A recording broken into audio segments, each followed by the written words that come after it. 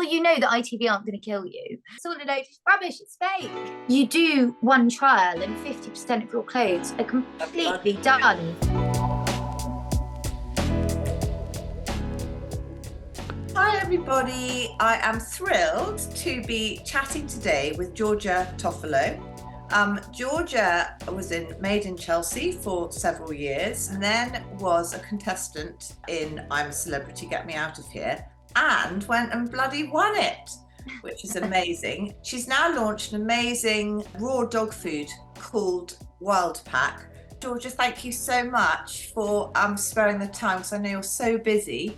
It's actually wonderful. I feel like this is nice respite to have a bit of a chin wag with you, so thank you so much. How did being on Made in Chelsea come about?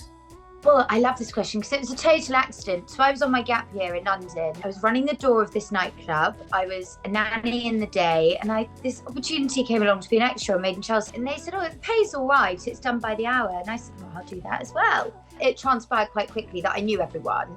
And I have quite a lot to say for myself. So I just ended up not being an extra. I'm thrilled that it did happen that way. No, it's brilliant. And how scripted is it actually? It's not very. The only thing that's scripted, so you'll have producers who'll tell you where to be at what time. Obviously, we need to be in front of the cameras. They don't really like you speaking off camera. So that prevents it being scripted and fake. And none of us are actors or actresses. It actually doesn't do a service to what the programme should be. So you sort of quickly learn that it is better just to keep it all camera. Brilliant. And did you really enjoy it? Have you made lots of sort of friends? I mean, actually, you said you knew a lot of them anyway, but... Yeah, I mean, I am so lucky. I look back at my time at Made in Chelsea and just can't stop smiling because it was wonderful. I mean, I was 18, 19. We did all of these mega away series where I'd moved to like the south of France for 3 months or LA for 3 months, and we just filmed. Oh, wow. And I was really strong with the production. So I don't need to be here. I could go off and do my law degree. Yeah. So don't sort of mess me around and make me date people or make me look silly, or by nature I'm not very sort of, I hate this word, but sort of bitchy or shit stirring. You know, it's not really my way. And I think sometimes if you feel in debt to a TV program like that, they really do get everything they can out of you, whereas I didn't have that. I just feel like the whole time was a total gift, and it brought me to where I am now. So yeah, I loved it. How brilliant. How brilliant. Do you think it really portrays life, as it is in London? No, I don't. Who does that? But it's an entertainment show, and, drinking champagne, or rather, it was always Chaleur. Do you remember Chaleur? They put that in glasses so that we didn't all get pissed and too mouthy. They wanted us to be mouthy, but not too mouthy. And that of course isn't real, but it's an entertainment show, and it is or was, bloody entertaining. So back in 2017, you became Queen of the Jungle, winning I'm a Celebrity. How did it actually compare to any preconceived ideas you had of what it was going to be like in there? In the most amazing way. So I went in thinking, well, it'll obviously be a bit fake, or the trials, maybe that'll help you out. Anyway, it was so beyond real. And for someone like me, and I think the way that I am, I love proving to everyone that I'm quite strong and I'm not maybe what you might think. And I was weirdly pleasantly surprised at how tough it was and how real it was. After a couple of nights, I absolutely loved it. But you really are sleeping in the middle of a rainforest. So it's really loud. And the constant, there are animals everywhere. But I became incredibly happy while I was in there because it was so simple. It was a way of life I'd never, ever experienced before. No. My sole purpose every day, you had to sort of survive, and the survival bits of it, that they don't really show that much of, but they show a bit. But yeah, it was more than I thought. How amazing. And those Bush Tucker trials, I mean, honestly, they look like utter hell.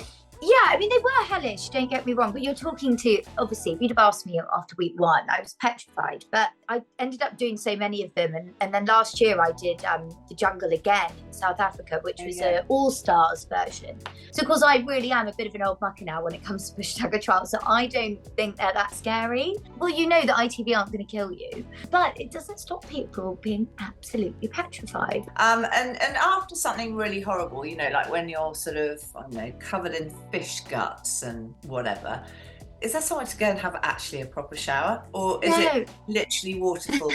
It's as you see it. And actually, that is the one aspect of it that I think is really cruel because actually, yeah, I only got 2 t-shirts, a pair of Yeah. shorts, and a pair of trousers. So, of course, you do one trial and 50% of your clothes are completely done. It is as real as they say, but I think it has to be that way because if not, we'd say, oh, it's all a load of rubbish, it's fake. Yeah. You have launched this amazing raw dog food wild pack. So tell me a bit about it. How did it come about?